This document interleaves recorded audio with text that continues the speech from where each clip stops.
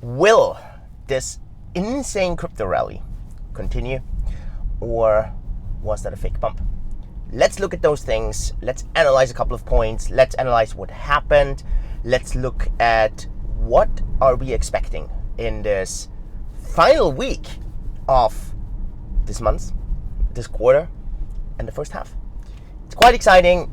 Happy 26 weeks, everyone. I hope you're doing well. My name is Julian. On this channel, it's all about making you crypto fit. I discuss the beautiful world of decentralization, blockchain, cryptocurrencies. Obviously, we talk about macro. We talk about the micro. I try to put in insights I have as a CEO of a relatively large company with Cake as a group. I try to put in a lot of insight from the regulators as an investor, all those various things. And so let's dive through, let's go through a couple of points. Obviously, last week was insane. Crypto pumped massively. If you look at the top 10 coins, Bitcoin was the top performer. And I'm going to tell you why I think that is. And I'm going to tell you what to watch out for. Binance, BNB, was the massive underperformer. And that kind of really ties into all this. So why do I think that pump happened? Well, of course, it could have happened because suddenly there's an increased interest of retail, or there's an increased interest of institutions, or there's some institutional front running, because obviously there is a lot of things happening with a Bitcoin spot ETF. Obviously, potentially, we don't know. We mentioned this in so many other videos, BlackRock and so on. So it could be that there's some front running there. I'm just not 100% sure this is really the case. Also, the data doesn't kind of prove that. Also, the retail interest, it doesn't prove that. What is very suspicious, though, is the fund flow that goes out of BUSD and TrueUSD. We had this entire situation with Prime Trust as well. So how is it possible that a custodian, Prime Trust, Prime Trust basically is a competitor to what we are doing at Levain in our group. Levain, a enterprise custody tech. Levain doesn't have access to any of its clients' keys. So it makes no sense why there would be a cease and desist order last week for Prime Trust. If you did that to Levain, that doesn't mean anything for our clients. Nothing. Our clients would still have access to their coins, and we don't have access to the coins. So I don't understand what the exact deal is there. Very suspicious. This tying in with BUSD, this tying in with TrueUSD. What I just think is a continuation of something we have seen in January. It's something we have seen in March. And that is whenever we have a lot of fund flow via these stable coins, it looks more like someone is trying to get exit through the doors and trying to get liquidity out, is trying to get into digital gold, aka Bitcoin. And that really ties also in with Binance having 0 commissions on their platform, with TrueUSD for Bitcoin, for Tether, and for BUSD. So very interesting kind of behavior in all of that. And it's also very clear that Binance is not selling off any of their BNB. They also don't have any kind of free trading volume there. So it's more that they want to sell off their BUSD, that they're still remaining. There was a significant drop. And so I think this is where a lot of that pump is coming from. That also explains why Bitcoin is up the most. That also explains why, despite we're seeing a 1-year high in Bitcoin prices, that we don't feel that way. And the reason we don't feel that way is because it's one player, or a very small player. It's a very isolated player. The Binance is a huge player. I actually posted it on Twitter. I think that Binance now owns about 5% of the entire Bitcoin supply. I think Binance owns about a million Bitcoins. I truly think so. I posted that on Twitter, and I congratulate Binance for that, because I think it's absolutely incredible to build a business that allows you to accumulate 5% of all Bitcoins. Now, whether this is good for Bitcoin or not is a different story, but I understand why Binance is doing it, because it is still the most censorship-resistant asset that the entire crypto space has. And I'm not saying it's super censorship resistant, but it's still the most censorship resistant. So I think that was an absolute key thing. And so obviously the question now becomes, for this week, what does this mean for regulation? Is there going to be a further crackdown? There's speculation and rumors around a criminal pursuit of Binance, Department of Justice. Now, the rumor, where's this coming from? Well, obviously, it's just word on the street. But why is BNB selling off so much? Why is that? Is it because some insiders know something? Why suddenly now that selling of stable coins into Bitcoin? So these are just things that are quite suspicious, to say the least. It's something to watch very closely this week. Obviously, the flip side to that is the positivity around institutions. And I want to be very clear, it may be that there is some front running of institutions. Now, I don't see any data of that. It doesn't matter if you're talking to any OTC desk or if you're talking to any of the larger other players. No one talks about these parts. So I'm not 100% sure if we're really seeing any kind of demand here that is extraordinary. So my belief is very similar to what I had shared in so many other videos. The data to me is very aligned, and so that's what I kind of see there. That's kind of a bit the crypto world, right? So the positivity, the regulation, the stable coins, is this going to continue? That's going to be driving the crypto world. On our company's end, I hope you saw the huge announcement on Wednesday.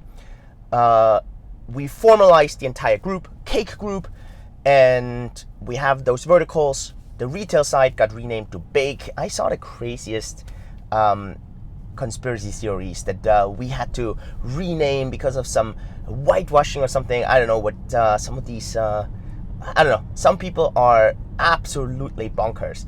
Look, very, very simple. I love the name Cake. I want to keep the name Cake, but it makes no sense to call the group Cake and then the retail side Cake. Then there will always be this heavy leaning on the retail side. And I just think in the long term, actually, probably the enterprise side is actually going to make more money than the retail side. It's just way younger.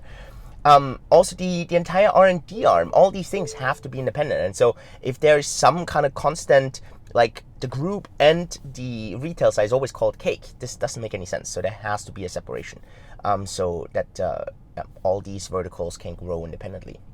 Very exciting. Bake is going to get its an updated app that's going to be launched on July 10th. And we're going to be announcing quite a few beautiful product verticals in Bake. So it's going to be a beautiful, not only a renaming, but it's going to be an expansion of various ideas and things. So that's going to be really, really cool. I hope you saw that. You can see the entire group if you go to bake.group. The new website for cake.group, you can see the Bake website on bake.io. Still very familiar. I don't think there's much of a surprise there. Great. Let's go to the general markets. It was a relatively quiet week until Friday. Not much macro. We discussed this last week. The market sold off. The market had a slight red touch to it. And where is this coming from? A lot of it, a bit of the fear with interest rates and so on. Now, I want to be clear. The statistics for the rest of the year, the way the market has been performing, is that the market should finish in the green until the end of the year. So this is really going to be interesting. So I want to be very clear. The statistics here look very supportive. Now, obviously, there's talk that tech sector is a bit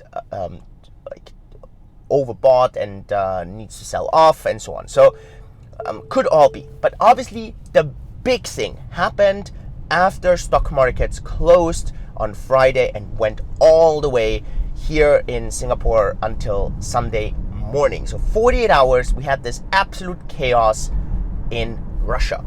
And that's going to be super interesting to watch. Now, I have absolutely no clue what happened there. Like, I don't believe that whatever the traditional media is saying is actually the truth. I have no confidence that like all these crypto experts are suddenly Ukraine and Russia or coup experts. I don't believe this at all. So I just sit there and I thought this was absolute madness. I posted this on Twitter. I said maybe Russia is playing some 3D chess here, is kind of maneuvering some of its troops, or it's a true coup. What do I know? So there's like some really, really, really kind of crazy storyline potentially to all that. Again, I have no effing clue on it. The thing is, this definitely spiced up some of the markets now. And so it's going to be very interesting how the markets are going to open today. Initially, the rumor was that Russia is going to have like a holiday today. Now this was now taken away. So Russian market should be opening. Let's see how that's going to impact US markets. I would foresee that probably oil is going to shoot up. Gold is going to go up because there's so much uncertainty now suddenly. I could easily see that some of the war stocks are going to do well. So absolutely crazy to kind of see. I haven't seen now what Tokyo is doing, how the Tokyo exchange opened. Hong Kong is going to open, so it's going to be very, very interesting how the Asian markets are going to be behaving around this. I do foresee a lot of uncertainty now because obviously people are, on the one hand, does this mean that Putin got weakened? Does this mean that Putin is just like bluffing? Does this mean that a chance of a nuclear attack went up? Blah, blah, blah, blah, blah, right? So absolutely crazy. And I don't think that that's going to quiet down this week. I actually think we're going to see this more spice up. And that's going to be very, very interesting to watch. And I think that's actually going to drive a bigger narrative for the general markets this week. Because also this week lacks a lot of the fundamental direction. It's going to be a very spicy week just because Friday is going to be June 30th. So again, options expiry for the quarter, for the months. Obviously, it's the entire first half of the year. It's a 26 week, right? So we're at the half year point. So all this just really, really, really going to be I would assume, very, very volatile week when it comes to the markets. So, yeah, I think clear separations right now. You see this also, correlation between crypto and the rest of the stock market has really, really dropped. So, very interesting to see how those two are behaving. And I'm telling you, I told you why. I think crypto right now is driven because of the micro, because of Binance. And I think the stock markets is very much driven about the macro and the micro. The micro because of AI and so on, the tech boom, but also a lot of the macro. And crypto doesn't have either of that. Doesn't have the AI side of things and doesn't have much impact with the macro. So, yeah, very, very interesting.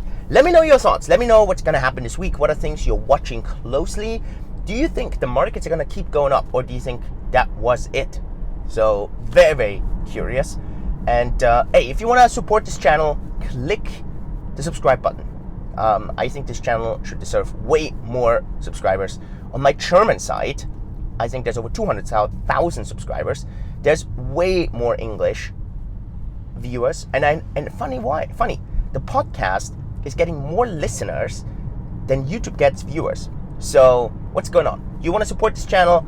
Click the subscribe, click like, share these videos so that people really get some rational, reasonable insight, not all this hypey stuff, or this is how you get rich quick stuff. Yeah, and by the way, DeFi chain, my goodness, Meta chain layer is so taking off. Have you watched this? DeFi has actually done really well this week. It's been very tough to keep up with Bitcoin, and DeFi has done so. So very, very, very excited for the community. I'm looking forward to that. My investment there is happy this week. Good. Great, everyone. Have a good week. Cheers.